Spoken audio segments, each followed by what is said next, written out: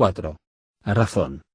Al enumerar los factores capaces de impresionar la mente de las masas se podría prescindir de toda referencia a la razón si no fuese necesario destacar el valor negativo de su influencia. Ya hemos visto que las masas no resultan influenciadas por el razonamiento y solo pueden comprender simples asociaciones de ideas. Los oradores que saben cómo impresionarlas apelan en consecuencia a sus sentimientos y nunca a su razón. Las leyes de la lógica no ejercen ninguna acción sobre las masas.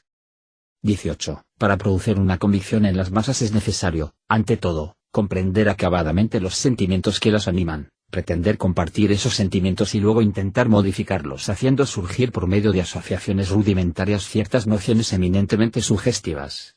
Hay que ser capaces, si es necesario, de regresar al punto de partida y, por sobre todo, de divinizar a cada instante los sentimientos que nuestro discurso está haciendo nacer.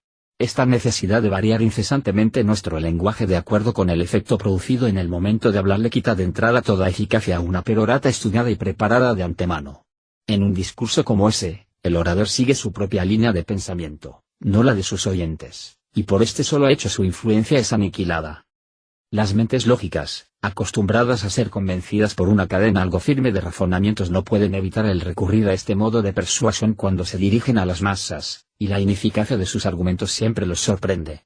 Las consecuencias matemáticas usuales basadas en el silogismo, esto es, en asociaciones de identidades, son imperativas. Escribe un experto en lógica. Esta imperatividad obligaría al asentimiento incluso a una masa inorgánica si la misma fuese capaz de realizar asociaciones de identidades. Lo cual es indudablemente cierto, pero una multitud es tan incapaz como una masa inorgánica de realizar tales asociaciones, y ni hablemos de comprenderlas. Si se hiciera el intento de convencer por razonamiento a mentes primitivas, a salvajes o a niños, por ejemplo, se comprendería el escaso valor que posee este método. Ni siquiera es necesario descender al nivel de seres primitivos para lograr una percepción de la total impotencia del razonamiento cuando éste tiene que luchar contra el sentimiento.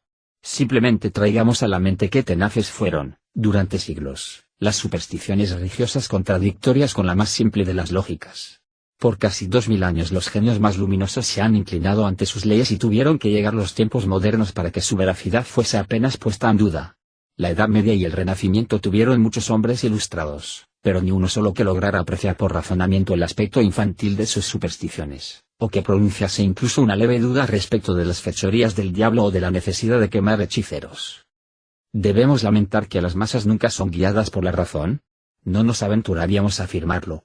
Sin duda la razón humana no hubiera logrado espolear a la humanidad a lo largo del camino de la civilización con el ardor y la tenacidad con que lo hicieron sus ilusiones. Estas ilusiones, hijas de las fuerzas inconscientes que las guían, fueron indudablemente necesarias. Cada raza lleva en su constitución mental las leyes de su destino y quizás es a estas leyes que obedece con un impulso irresistible, incluso en el caso de aquellos impulsos que aparentemente son los más irracionales.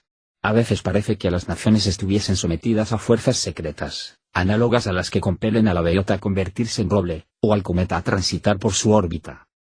La escasa noción que es posible obtener de estas fuerzas debemos buscarla en el curso general de la evolución de un pueblo y no en los hechos aislados de que esta evolución a veces parece provenir. Si fuesen tomados en consideración solamente estos factores, la historia parecería ser el resultado de una serie de chances improbables.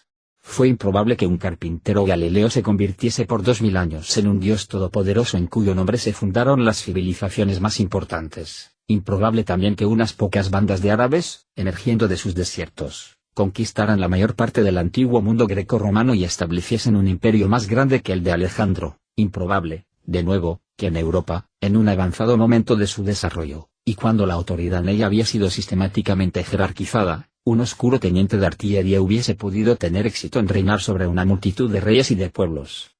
Dejemos, pues, la razón a los filósofos y no insistamos con demasiada fuerza en su intervención en el gobierno de los hombres.